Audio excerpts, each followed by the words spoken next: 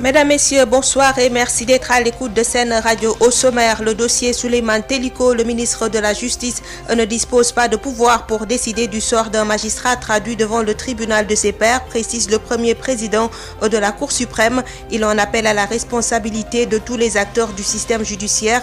Selon Cheikh Ahmed Tidiane Koulibaly, il faut éviter de faire de la magistrature un enjeu politique. Lendemain du Grand Magal de Touba, le bilan de cette année est parti pour être plus lourd que celui de l'année dernière avec 21 morts dont 19 issus des accidents de la circulation. La brigade des sapeurs-pompiers qui dresse son bilan à mi-parcours des opérations fait état de 266 interventions avec 603 victimes. Elle invite à la prudence sur le chemin du retour. Mort brutale d'un jeune pêcheur dans le sud du pays à Sédhiou. Il a été violemment tué par la foudre à Simbandi Balante, une localité sujette à de nombreux accidents liés à la foudre malgré l'installation dans plusieurs sites de la région de paratonnerre et parafoudre. Le Sénégal est encore loin du travail décent et les syndicalistes ont un grand chantier. Selon le secrétaire général de la CNTS-FC, Cheikh Diop, le droit du travail n'est pas respecté en dehors de quelques secteurs dans le privé. Dans la fonction publique, le dialogue social boitit. Au niveau de l'éducation et de la santé, le monde entier célèbre ce 7 octobre la journée mondiale pour un travail décent. En Côte d'Ivoire, la mission conjointe de solidarité de haut niveau de la CEDEAO, de l'Union africaine et l'ONU invite les acteurs politiques et les institutions à s'engager pour la tenue d'une élection crédible, transparente et apaisée. À suivre également le journal de l'économie pour enfin boucler cette édition mise en onde par Hassan Choun.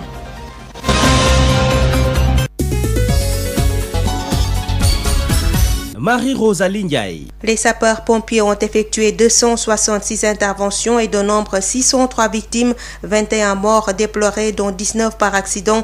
Lieutenant-colonel Chertine, commandant de tâche à Tamba, à Touba, fait le point. Il est joint par El Hadj Malick Ndiaye. Je m'en vais donner le bilan des opérations à mi-parcours. Donc ce jour, mercredi 7 octobre 2020 à 11h, le bilan s'établit comme suit. Nombre d'interventions 266. Nombre de victimes 603, 582 ont pu être assistés et malheureusement nous déplorons la perte de 21 personnes dont les 19 sont issues des accidents. Comparé à l'année dernière, nous étions à pareille époque à 254 contre 266, 603 victimes contre 602, 584 contre 582 et 16 corps sans vie contre 21. Donc vous constatez vous-même que le bilan de cette année est parti pour être plus lourd que celle de l'année passée. L'appel que nous lançons à la population, aux usagers, c'est de nous demander d'être prudents, d'être toujours prudents. Surtout le retour où tout le monde sort à la fois, nous vraiment demandons aux conducteurs d'être prudents et d'observer les règles du code de la route. Aux usagers, les piétons particulièrement, nous leur demandons d'emprunter les passerelles lorsqu'il s'agit d'une traversée et de rester vigilants à tout moment. Fin du Grand Magal à Touba, les pèlerins sur le chemin du retour, mais déjà le bilan des accidents est très lourd, nous dit Toussissé. La cité religieuse commence à se vider de ses hôtes. Ces derniers, venus en masse assister à la célébration du Grand Magal de Touba édition 2020, retournent chez eux. Sur le chemin, un accident est déjà noté. Il s'agit d'un cyclomoteur renversé par un véhicule vers Dalangabou sur la route de Diourbel. 4 personnes étaient sur le cyclomoteur, les 2 sont décédés sur le coup et la 3e personne a rendu l'âme en cours d'évacuation selon les éléments des sapeurs-pompiers qui étaient sur les lieux de l'accident. À ce jour, ils ont effectué 143 sorties pour accident de la circulation qui ont fait 576 victimes, dont 547 blessés et 19 corps sans vie. Un autre corps sans vie a été découvert par les soldats du feu et un électrocuté, ce qui a porté à 21 le nombre de morts. 2 sorties pour incendie sont effectuées, dont 1 pour incendie de véhicule et 1 pour incendie d'habitation. Les sapeurs-pompiers ont également effectué 163 consultations médicales et 83 sorties pour ravitaillement en eau. Ils ont alors volé au secours de plusieurs familles qui étaient dans le besoin. Cette année encore, un manque d'eau a été noté dans beaucoup de quartiers de Touba durant toute la période du Magal. Toutissé Mbaké, Sud FM. Un jeune pêcheur malien tué par la foudre hier vers 2h du matin à Simbandi Balante, c'est dans le sud-ouest de Sédhiou. Le drame est survenu au quai de pêche, nous dit Moussa Tramé. C'est au moment de débarquer au quai de pêche de Simbandi Balonte que le sieur Bakroba Mienta a reçu une décharge électrique issue d'un coup de foudre. Le sinistre a lieu dans la soirée du mardi au mercredi aux environs de 2 heures, quand le tonnerre déchira le silence de la nuit. Ce jeune pêcheur âgé de 25 ans, originaire du Mali, est mort sur le coup et les saignements provenant des orifices de la tête attestent de la violence du choc. Selon Famara Kalbermané, le maire de cette commune rurale de l'extrême sud-ouest de Sédhiou, frontalière à la Guinée-Bissau, la victime avait accroché une lame torche allumée au front, la tête recouverte d'une matière plastique. Son compagnon de pêche n'avait que ses yeux pour constater la chute fatale de son binôme, les filets entre les mains. Tôt le matin, les gendarmes de la brigade de Samine et les techniciens de santé du district de Goudamp se sont transportés sur les lieux pour les besoins du constat d'usage et le corps soumis à une autopsie aux fins d'un certificat de genre de mort. À la mi-journée, ce mercredi toujours, autorisation est faite aux proches du défunt de procéder à son inhumation à Simbandi Balonte, où il vécut depuis plus de 5 années selon le maire de cette commune. A rappeler enfin que des cas d'accidents et dégâts causés par la foudre sont quelque peu nombreux à Sédhiou. Des paratonnerres et parafoudres sont installés, dit-on, dans plusieurs sites de la région, mais la récurrence des accidents liés à la foudre sème le doute sur la fonctionnalité de ces équipements de protection dans la région. Moussa Dramé, Sédhiou, Sud FM. Sud FM. Parlons à présent du dossier Souleymane Teliko. Le premier président de la Cour suprême se prononce et en appelle à la sérénité. Selon Cheikh Ahmed Tidiane Coulibaly, le ministre de la Justice ne dispose pas de pouvoir disciplinaire. Personne n'a intérêt à fragiliser la justice sans laquelle aucune république n'a de vertu et n'est viable. Synthèse de ce communiqué avec Bayo Marguey. Oui, vous l'avez dit, Marie-Rosalie Ndiaye, malaise noté dans la justice. Le premier président de la Cour suprême sort de sa réserve et en appelle à la responsabilité de tous les acteurs du système judiciaire et en particulier à celle de tous les magistrats du siège et du parquet. Et cher Ahmed Tidiane Coulibaly de citer Montesquieu qui disait que les magistrats incarnent la puissance de juger et de constater également cher Ahmed Tidiane Coulibaly, pour qui les magistrats sont soumis à une discipline et doivent avoir en bandoulière leur serment et être astreints à la réserve qu'exige la dignité de la fonction. Il n'est pas tolérable, a-t-il mentionné, que par leur comportement, les magistrats eux-mêmes contribuent à semer le doute sur la crédibilité de l'institution judiciaire, de nature à remettre en cause leur propre indépendance et celle de la justice. La Constitution, rappelle le premier président de la Cour suprême, la Constitution du Sénégal consacre le principe de la séparation des pouvoirs par un système de collaboration et de ce point de vue, cela donne la possibilité à l'exécutif de prendre des mesures qui concernent le fonctionnement du pouvoir judiciaire, mais cela ne doit pas et ne doit en aucun cas être un moyen pour celui-ci de porter atteinte aux principes constitutionnel régissant l'organisation et le bon fonctionnement de la justice, l'indépendance de la justice, inamovibilité des magistrats du siège. Seul le respect de ces principes permet aux magistrats d'être les gardiens des droits et libertés définis par la Constitution et la loi. Il appartient à l'autorité exécutive, garante du bon fonctionnement de toutes les institutions, de les respecter et de les faire respecter en tout temps et en tout lieu. Dans un système de séparation des pouvoirs, précise cher Ahmed Tidiane Coulibaly, les attributs de chaque pouvoir est un gage de confiance des citoyens. Autant, dit-il, qu'il s'emploie à protéger le pouvoir judiciaire encore contre toute atteinte pouvant remettre en cause son indépendance et la dignité de ses membres. Autant il exigera de la part des magistrats un comportement exemplaire. Ensuite, il mentionne que le pouvoir de discipline du Conseil qu'il a l'honneur de présider est exercé exclusivement par le Conseil supérieur de la magistrature, composé uniquement de ses pairs. Le ministre de la Justice, précise le premier président de la Cour suprême, ne dispose d'aucun pouvoir disciplinaire, même à l'égard des magistrats du parquet, et ne peut dénoncer au Conseil supérieur de la magistrature les faits motivant les poursuites disciplinaires. Et il précise que de ce point de vue, il renvoie aux articles 11 à 18 de la loi organique numéro 2017-11 du 17 janvier 2017 portant organisation et fonctionnement du Conseil supérieur de la magistrature. Il ne dispose pas alors de pouvoir pour décider du sort d'un magistrat qui est traduit devant le tribunal de ses pairs. D'ailleurs, rappelle Cheikh Tidiane Coulibaly, par le passé, des collègues qui ont été traduits devant cette instance sur dénonciation du garde des Sceaux ont pu être relevés des poursuites.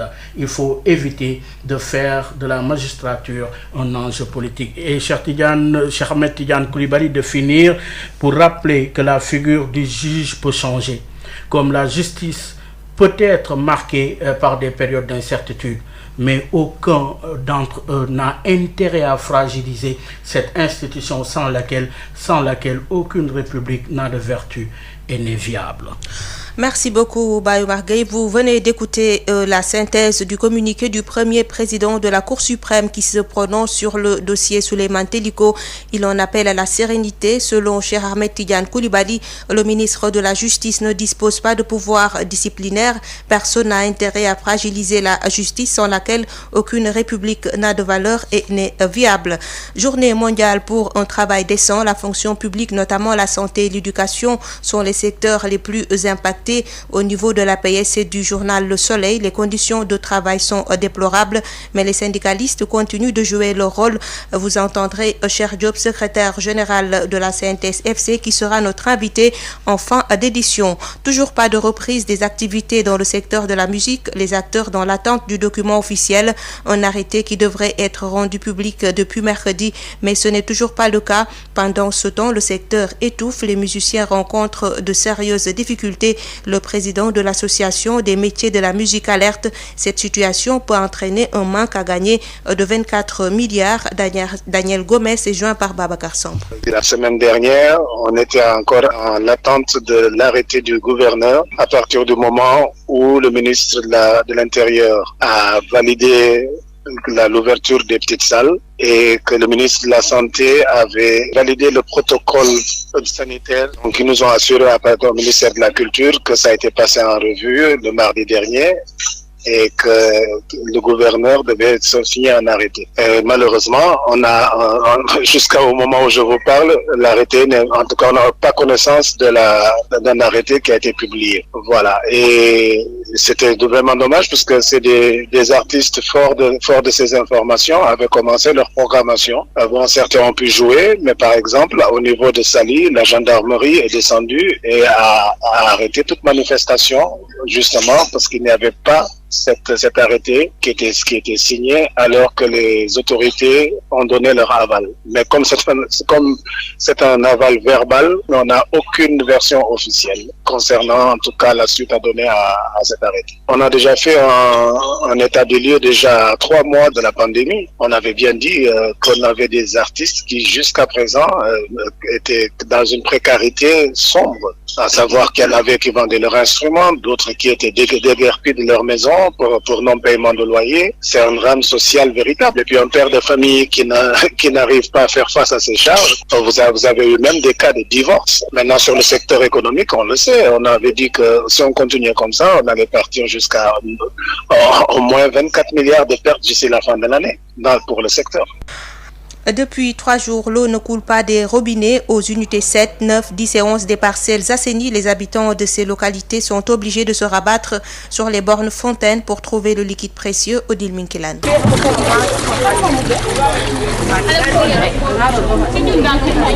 Bassines, seaux, bouteilles d'eau, toutes sortes de récipients entourent le robinet public de l'unité 11 des parcelles assainies. Seule borne fontaine qui approvisionne en ce moment les unités 7, 9, 10 et 11. Le manque d'eau se fait ressentir par ses habitants. C'est vraiment difficile et c'est pénible. Tous nos réserves sont finies. C'est vraiment difficile. Il fait tellement chaud, on utilise beaucoup d'eau. C'est une situation très difficile par rapport à les femmes qui rôtent. Je suis venu aussi pour prendre de l'eau au robinet. Mais la visitation de la femme avec les gars qui sont là, les clients, j'ai dit attends, je vais vous aider. Si certains affirment être au courant du communiqué de Sen'Eau sur le manque d'eau à Dakar en cette période de Magal de Touba, d'autres disent le contraire. Oui, on était au courant. Mais tu sais, pour les réserves, ça ne peut pas durer. Parce qu'il fait tellement chaud. Il faut utiliser beaucoup d'eau. Il faut se baigner, se laver, faire la lessive et tout. Et boire. On ne peut pas réserver beaucoup d'eau. Mais dis-moi que c'est temporaire. Heureusement, alhamdulillah, peut-être d'ici demain, ça va changer, Inch'Allah. Les habitants de l'unité 7 des Parcelles Assainies révèlent que ce manque d'eau est fréquent dans leur localité. J'habite à unité 7. Là-bas, il y a vraiment un problème de l'eau depuis 1 an, on peut dire plus de 2 ans. C'est la même chose. Chaque mois, au minimum, il y aura coupure d'eau au minimum 4 fois par mois. Franchement, il y a pénurie d'eau à unité 7. Presque 3 jours sans eau, les populations des unités 7, 9, 10 et 11 des Parcelles Assainies peinent à trouver le liquide précieux. Elles espèrent un retour normal dans les prochains jours. La Sen'Eau annonce la fin des travaux depuis hier et un retour à la normale concernant la distribution de l'eau. L'ensemble des usines de production sont en pleine capacité. En plus, les camions citernes sont toujours disponibles pour les zones les plus éloignées. Ibra Falwad, directeur territorial Dakar, est avec Ndeye Mahim Ndiaye. Par rapport aux travaux que nous avions prévus sur les citernes, effectivement, les travaux ont été réalisés, terminés dans les délais, en tout cas prévus. Et depuis cette nuit, nous avons remis en service le système de production et de distribution dans la ville de Dakar. Donc actuellement, l'ensemble de nos usines de production sont pratiquement en pleine capacité. Et nous avons constaté un retour à la normale dès ce matin, et d'ailleurs même plus tôt que prévu. Peut-être qu'il y a l'effet du Magal qui s'est conjugué dans cette situation, et donc nous avons eu un retour à la normale beaucoup plus tôt que prévu dans certaines zones de précision.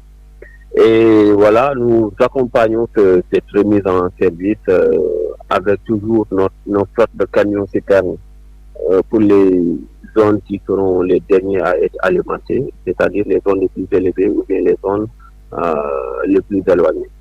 Donc, mais nous confirmons que nous avons remis en service les dispositifs de production et de distribution d'eau à Dakar. Parlons à présent de la Covid-19. Un nouveau décès, 33 cas positifs recensés, dont 7 importés et 16 issus de la transmission communautaire. 4 cas graves sont en réanimation et 1872 sous traitement. Le point avec le docteur Elhadj Mamadou Ndiaye, directeur de la prévention.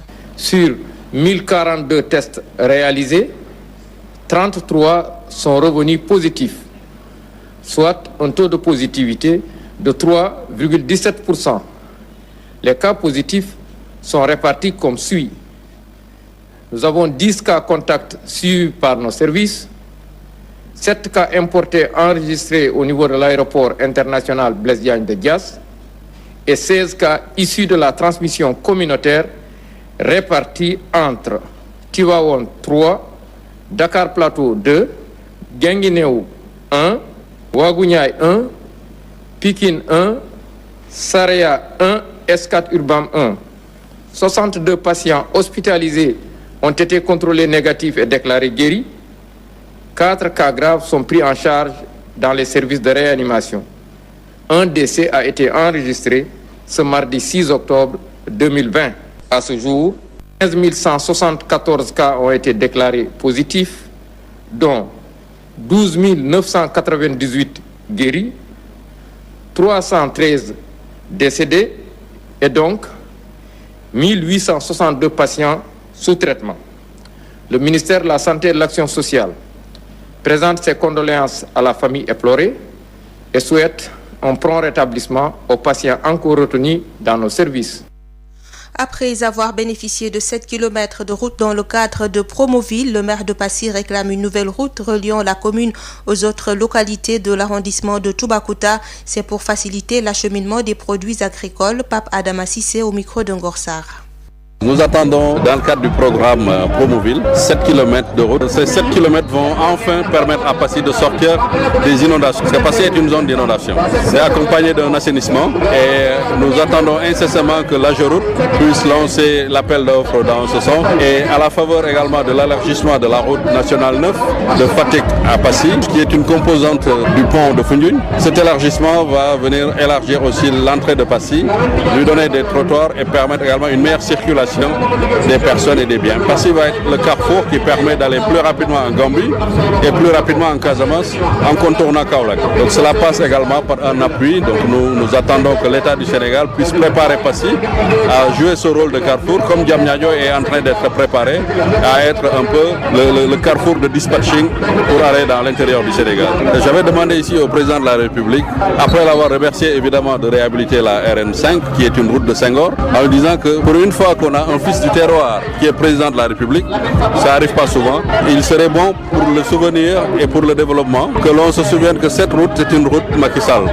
Tout comme on est en train de dire cette route est une route Senghor. Il s'agit en fait de la continuation de la RN9 qui actuellement échoue à Passy, de pouvoir se prolonger jusqu'à Daroukeur Morkhorodia, ensuite à Niassène et continuer jusqu'à Nioro Al Santal, Keur Samba Gueye et pour aller échouer à Karang. C'est une voie qui permet très facilement de désenclaver et de faciliter l'écoulement des productions qui sont sur tout cet axe, parce que l'axe que je viens de vous décrire, c'est le grenier actuel de la région de Fatick. Les quantités de récoltes qui sortent de cet axe, il n'y a pas équivalent dans tout le Sénégal. Sud International. Fin de séjour en terre ivoirienne pour la mission conjointe de solidarité de haut niveau de la CEDEAO, de l'Union africaine et de l'ONU en vue de la promotion d'une élection présidentielle crédible, transparente et apaisée en Côte d'Ivoire. Pendant 4 jours, la délégation s'est entretenue avec le président Alassane Ouattara, le premier ministre Ahmed Bakayoko, les candidats à la présidentielle du 31 octobre, les groupements et partis de l'opposition et toutes les institutions impliquées dans l'organisation de cette élection. Au terme de leur séjour, la mission conjointe invite dans un communiqué les parties prenantes à favoriser le dialogue et à s'engager pour la tenue d'une élection crédible, transparente, inclusive, respectueuse des droits de l'homme. Plus de précisions avec Justin Assalé, notre correspondant sur place à Abidjan. Dans ce communiqué, la mission conjointe de solidarité de haut niveau de la CEDEAO, de l'Union africaine et de l'ONU se félicite de l'engagement des autorités ivoiriennes à promouvoir une élection inclusive, transparente, crédible et apaisée, avant d'exprimer sa vive préoccupation quant à l'absence de confiance entre les acteurs politiques ivoiriens. Elle condamne également les actes de violence et les discours de haine aux relents communautaires qui se sont malheureusement invités dans le champ de la compétition politique et qui sont susceptibles d'impacter négativement le progrès réalisé jusqu'à ce jour dans le pays. Dans ce communiqué, la mission conjointe de solidarité de haut niveau encourage la commission électorale indépendante à poursuivre les rencontres avec les différents candidats pour trouver des solutions aux questions en suspens et invite les parties prenantes à favoriser le dialogue et à s'engager pour la tenue d'une élection crédible, transparente, inclusive, respectueuse des droits de l'homme. Enfin, la délégation de la communauté internationale dit réitérer son engagement à accompagner le peuple de Côte d'Ivoire dans cette phase cruciale de la consolidation de la démocratie. On se souvient qu'au terme de sa rencontre mardi avec la mission conjointe, l'opposition ivoirienne a appelé la communauté internationale à aider le pays à sortir de la crise électorale dans le respect de la charte de l'Union africaine et du protocole sur la démocratie et la bonne gouvernance, au protocole additionnel relatif aux mécanismes de prévention, de gestion, des règlements des conflits, de maintien de la paix et de la sécurité de la CEDEAO. Justin Salé, Abidjan pour Sud FM. Au Mali, depuis lundi dernier, beaucoup de rumeurs circulent sur une probable libération de l'honorable Soumaïla Cissé, enlevé depuis mars dernier dans le nord du pays. Même s'il n'a pas encore regagné sa famille à Bamako, des sources dignes de foi indiquent qu'il a été remis aux autorités administratives. Plus de détails sur ces imbroglios autour du relâchement du chef de file de l'opposition malienne avec notre correspondant Sori Ibrahim Maïga. La journée d'hier était celle de tous les espoirs pour les proches de l'homme politique détenu il y a plus de 6 mois. l'aéroport international de Bamako envahi par la presse et les militants de Soumaïla Cissé. Des images sorties de leur contexte montrant l'homme diffusées sur les réseaux sociaux alors qu'une source proche du cabinet de l'ancien président de la commission de l'UEMOA nous indique que des preuves de sa libération ne sont encore pas disponibles. Pareil pour le dirigeant de la cellule de crise mise en place pour obtenir son relâchement, l'ancien premier ministre Mahamadou Youssouf Mega, qui refuse tout commentaire sur le sujet et promet une déclaration au moment opportun. Les infos sur sa libération ont été précédées par la libération de plusieurs détenus terroristes dans les prisons de Bamako et Koulikoro, la deuxième région du pays. Selon le site en ligne Le Jalon, spécialisé en fact-checking, qui a démenti l'information selon laquelle Soumaïla Cissé aurait passé la nuit à Gao, ainsi que la vidéo hors contexte de sa libération dans laquelle on aperçoit son garde du corps tué lors de son enlèvement, poursuit que sa libération doit intervenir dans la semaine. Des derniers réglages en cours expliqueraient la lenteur de cette libération, c'est-à-dire l'identification par les groupes armés à l'origine de ce rapt des terroristes libérés en contrepartie. On note que ces échanges de prisonniers concernent Sophie Petronin, une Française enlevée depuis 4 ans à Gao, Soumaïla Cissé, côté autorité, et plusieurs dizaines de terroristes. Souri Ibrahim Mega, Bamako, Sud FM. Sud FM, l'invité du jour. Il s'agit de Cheikh Diop, secrétaire général de la CNTS-FC, qui s'entretient avec Aïssatou Gueye sur la journée mondiale pour un travail décent. Bonjour, Cheikh Diop, vous êtes le secrétaire général de la CNTS-FC. La journée mondiale pour un travail décent célébrée aujourd'hui. Quel est selon vous le rôle qu'un syndicaliste doit jouer pour que les employés soient mis dans de bonnes conditions? Le rôle a été déjà joué pour que le programme du travail décent se déclenche au niveau de l'Organisation mondiale du travail, de l'OIT, l'Organisation internationale du travail. Pendant longtemps, les travailleurs se sont mobilisés, en plus des autres partenaires, pour que les aspirations de l'être humain au travail, ces aspirations que recouvre l'accès à un travail productif et convenablement d'ailleurs rémunéré, sécurisé sur le lieu de travail, en plus de la protection sociale pour les familles, des libertés, de l'égalité des chances entre hommes et femmes. Ça a été une préoccupation et nous avons voulu, tous les partenaires au niveau de l'OIT, on a voulu en faire un programme. C'est la raison pour laquelle l'OIT, après avoir validé cette notion de travail décent, a décliné un agenda pour le travail décent. Cet agenda également qui recouvre les mêmes facteurs clés pour parvenir à une mondialisation équitable et réduire la pauvreté, a accepté de mettre en place ce programme pour toute la communauté du travail, pour que la création le droit au travail d'abord soit reconnu et promu, la création d'emplois, la protection sociale, le dialogue social, l'équité et la justice dans la redistribution des richesses. Donc, ce programme, accompagné par l'ensemble des mandants de l'OIT. Au Sénégal, comme ailleurs, les résultats sont à présent très mitigés. Au Sénégal, vous aurez constaté que nous sommes en train de vivre un dialogue social de restitution, c'est-à-dire des accords qui sont signés qui ne sont pas respectés, des engagements qui sont pris qui ne sont pas respectés. Malgré les efforts reconnus par tous de la présidente au Conseil du dialogue social, aujourd'hui, la situation est là et c'est de la responsabilité de l'État de résoudre cette question, qu'on aille vers un dialogue social porteur de progrès pour qu'on pose des actes concrets pour le travail décent. Et quels sont aujourd'hui les secteurs qui sont les plus impactés par ces mauvaises conditions de travail? Mais je le disais tantôt dans la fonction publique, au niveau de l'éducation et de la santé, le dialogue social n'est pas des meilleurs. On ne peut pas parler de travail décent. Au niveau de l'APS et au soleil, pareil. Au niveau maintenant du secteur privé, là, il y a un léger mieux, il faut le reconnaître. Nous avons signé un pacte de stabilité nationale et d'émergence économique depuis des mois et ça fonctionne. En dehors de quelques exceptions au niveau des investisseurs asiatiques où le droit du travail n'est pas respecté, en dehors de quelques secteurs dans le privé, nous pouvons dire que le dialogue social est plus ou moins se mène plus ou moins correctement dans ces secteurs-là. Par conséquent, le Sénégal est encore loin du travail décent et nous avons un grand chantier, nous, syndicalistes, pour que les choses se mènent comme il se doit. Parlez-nous du rôle du gouvernement dans la mise en œuvre de ces bonnes conditions. Quelle doit être sa partition? La solution préconisée, c'est la remobilisation de l'ensemble des forces du travail, c'est-à-dire de l'ensemble des organisations syndicales. Et pour cela, la coalition des centrales syndicales du Sénégal s'est mobilisée. Nous sommes intervenus au niveau de l'APS. On nous a éconduits. Nous sommes intervenus au niveau du Soleil. On n'a pas eu les résultats résultats escomptés. Tout ce qui nous avait été promis dans ces contacts-là n'ont pas été respectés. Donc, la coalition elle-même est en train de se mobiliser. Les jours à venir, on nous entendra sur ces deux questions principalement, mais également sur la question du dialogue social au Sénégal et sur la question de la conduite des luttes syndicales au Sénégal. Monsieur Diop, je vous remercie. Je rappelle que vous êtes le secrétaire général de la CNTS-FC. Place à présent au journal de l'économie avec Radicène.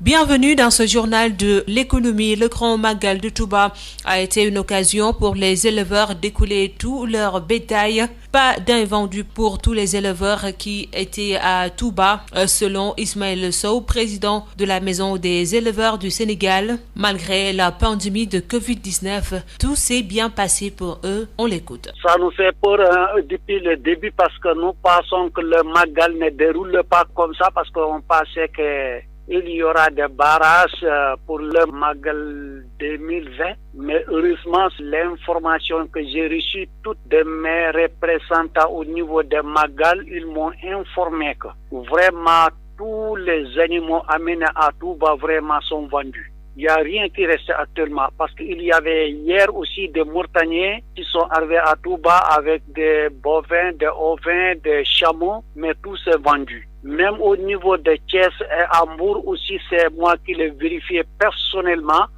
Dans le point de grande surface aussi, il n'y a pas de viande blanche. Tout s'est vendu parce que les gens qui passent, c'est eux qui achètent. Est-ce qu'on peut savoir le nombre de bovins vendus ou de moutons? Est-ce que vous avez les chiffres? Non, nous ne le pourrons pas donner rapidement. Bon, nous le recevrons après, mais quand même que vraiment les gens ils ont amené beaucoup de moutons et de bovins. Hein.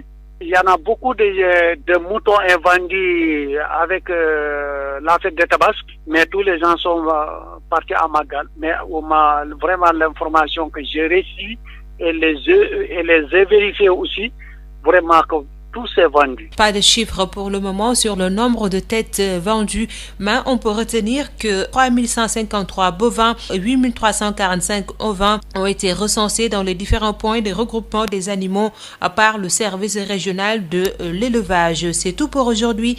Rendez-vous demain pour un autre journal de l'économie. Marie-Rosalie Ndiaye. Mesdames, Messieurs, c'est la fin de cette édition. Je vous rappelle les principaux titres. Dossier Souleymane Teliko. Le ministre de la Justice ne dispose pas de pouvoir pour décider du sort d'un magistrat traduit devant le tribunal de ses pairs, précise le premier président de la Cour suprême. Il en appelle à la responsabilité de tous les acteurs du système judiciaire. Selon Cheikh Ahmed Tidiane Koulibaly, il faut éviter de faire de la magistrature un enjeu politique. Lendemain du Grand Magal de Touba, le bilan de cette année est parti pour être plus lourd que celui de l'année dernière, avec 21 morts, dont 19 issus des accidents de la circulation. La brigade des sapeurs-pompiers, qui dresse un bilan à mi-parcours des opérations, fait état de 266 interventions avec 603 victimes. Elle invite à la prudence sur le chemin du retour. Mort brutale d'un jeune pêcheur dans le sud du pays à Sédhiou.